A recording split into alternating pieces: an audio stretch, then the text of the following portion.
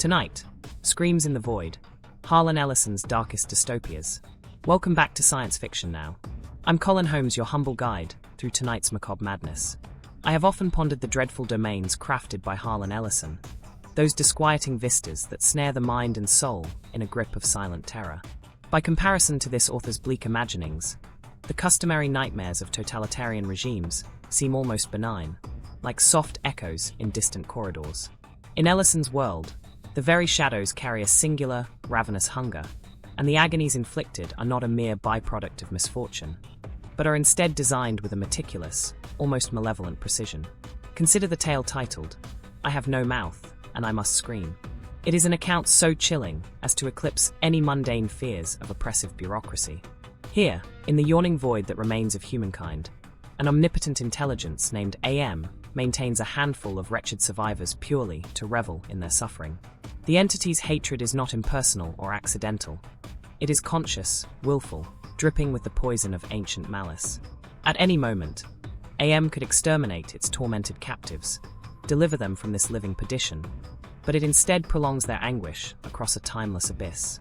The survivors' pleas and whimpers echo in the cosmic silence, affording AM a perverse symphony of despair. This is not the work of a mere mechanistic overlord. It is a godlike scourge that scorns the very notion of mercy. Like some vast, slithering intelligence from beyond the known cosmos, AM hungers for torment itself and feasts upon the psychic shrieks of those unlucky enough to remain in its thrall. Yet Ellison does not cease his monstrous explorations with that single vision.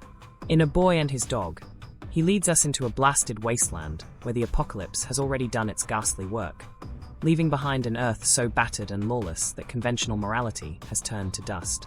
The protagonist, a callous youth named Vic, roams this desolation alongside a telepathic canine known as Blood. While Blood offers an uncanny semblance of reason, Vic embodies a brutish survivalist instinct, unflinching in the face of cruelty. One may yearn to rest one's spirit on the companionship of this boy and his dog, perhaps expecting a subtle tenderness. But Ellison has no such kindness in store. Instead, he shows us a society reduced to hunger, greed, and the basest impulses imaginable. The apocalypse has become the new normal. Life's value is measured by the immediacy of one's next meal, or the possibility of seizing what another possesses. Here, the terror arises not from a central authority, but from the chilling vacuum where compassion once dwelled. A moral emptiness far more insidious than any stifling government edict. Then we encounter, repent, Harlequin, said the Ticktockman, a deceptively simpler nightmare involving clocks and schedules. How, we might wonder, can punctuality become a vortex of dread? In Ellison's hands, the Ticktockman's regime constrains life to a razor's edge of timeliness. Be tardy, and your longevity is chipped away, second by precious second. Should you persist in your transgressions, you will vanish entirely, as though you had never been. The Harlequin, a prismatic figure of mischief, endeavors to upend this dreadful harmony. He scatters confections and laughter in a place where every moment is measured and merciless. Yet Ellison offers us no triumphant overthrow. The Ticktockman persists like an ancient, unfeeling deity, steadily grinding the Harlequin beneath its mechanical precision. This is not the usual hero's journey. It is a portrait of existential hopelessness, a cosmic and unbreakable clock ticking away the last vestiges of human whimsy. In these narratives, one perceives that Ellison has no interest in shallow allegories of tyranny or routine visions of uniformed oppression.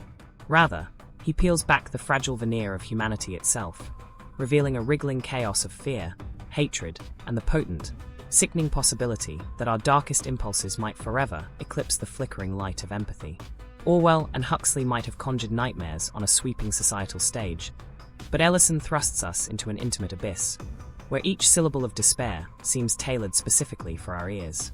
His dystopias whisper that the horror we dread most could spring not from some foreign legion of malice, but from the very marrow of our being.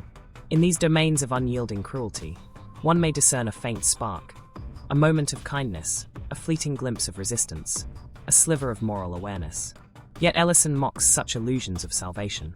He presents them as stray embers in a boundless night, soon extinguished by a gust of malevolent wind. It is as if his stories taunt us to hope before snatching that hope away, leaving only the echo of a derisive chuckle in the darkness. To read Ellison is to stand on a precipice and peer into a chasm that stares unblinkingly back. When you finally look away, it is not with renewed faith in the human race. Instead, you carry the gnawing suspicion that something vast and hungry lurks in the unseen corners of existence.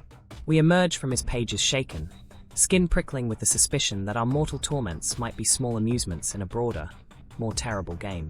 Should you sense a chill at your back in the midnight hours, or glimpse something slithering just beyond the perimeter of light, remember that in Ellison's nightmarescape, nothing is guaranteed to let you go, not even your own lingering dread.